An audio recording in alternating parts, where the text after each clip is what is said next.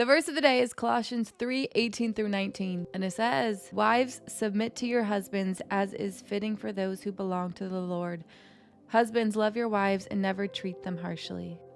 Marriage, let's talk about it, because I have so much history. I am not married, so I have zero experience in this area, but I do have some understanding about why God says this and kind of the design of husband and wife. And it's kind of cool because really, male and female, we were created with a certain design. That's why we're different. The men were created with a desire to need respect, with a thing in them that makes them want to protect and lead their family. It's how they were created. It's an innate thing within men that desire that in the design of God, if they're becoming men of God.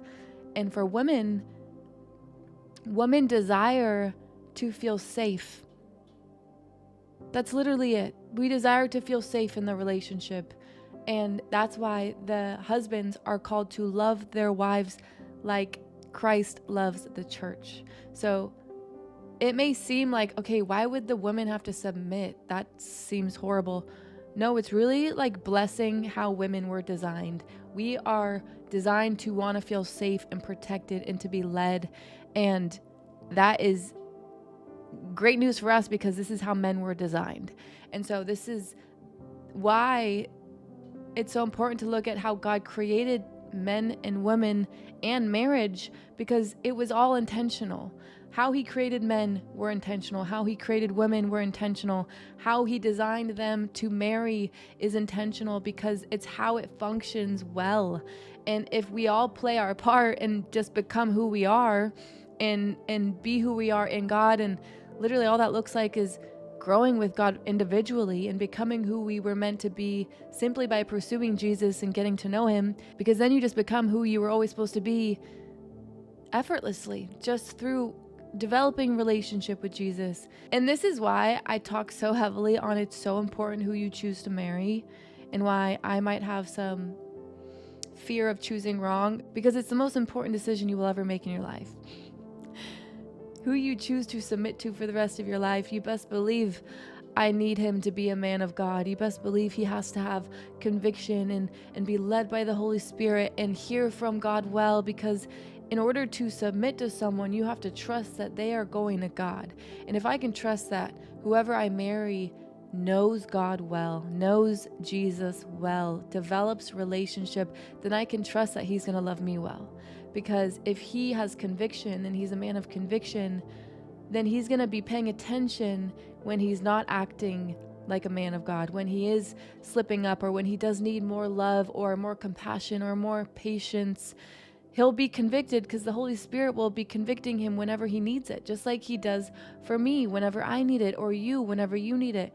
This is why it's so important to be a man and a woman of conviction, because that means you're following the Holy Spirit. That means you're taking accountability for the parts of you that slip up, for your sinful nature that slips up, for your flesh, selfish desires that come up. And this is why God has to be at the center, because how the heck else do you make it? How the heck else are you supposed to give pure love and forgive 70 times, 7 times, and never hold a list of wrongs, but always give an allowance for people's mistakes? And the only way I personally can ever maintain a heart of love and keep a heart of love on and forgive 70 times, 7 times and see people the way God does is if I have God first. There's zero chance I'm able to love people well without the Holy Spirit in my heart, because the Holy Spirit teaches you real love. The Holy Spirit helps you heal from unforgiveness, heal from the things of this world,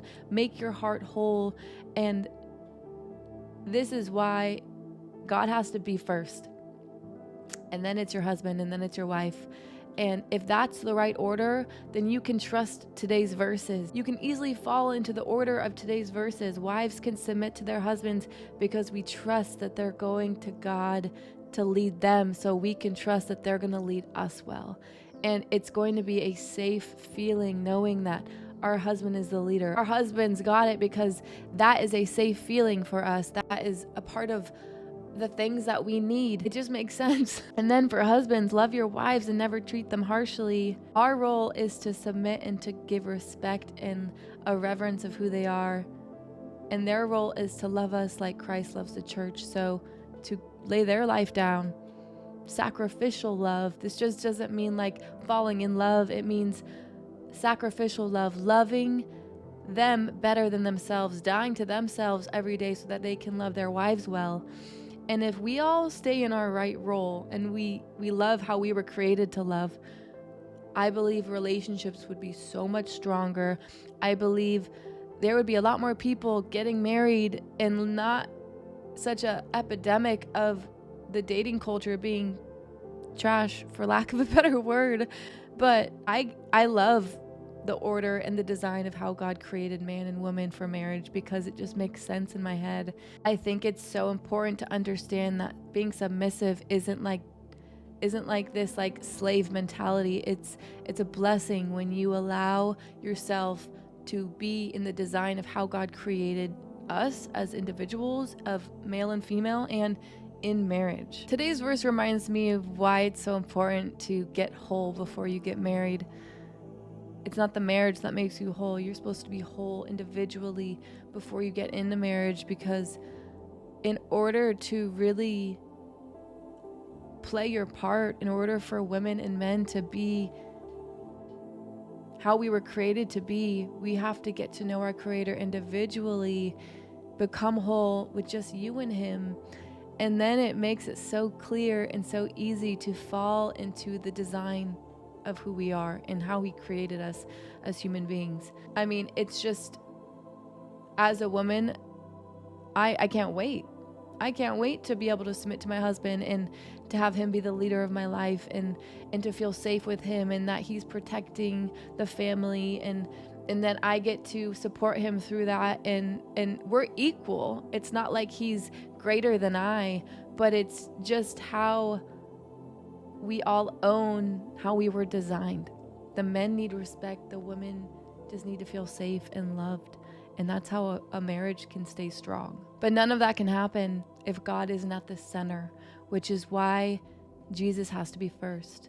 Jesus has to be first. Relationship with God. Put the Lord your God first above all, and everything else will go well for you, including your marriage, including how you carry yourself, and how you were created, and how you were designed, and how you build your family. So that's my 2 cents. Okay?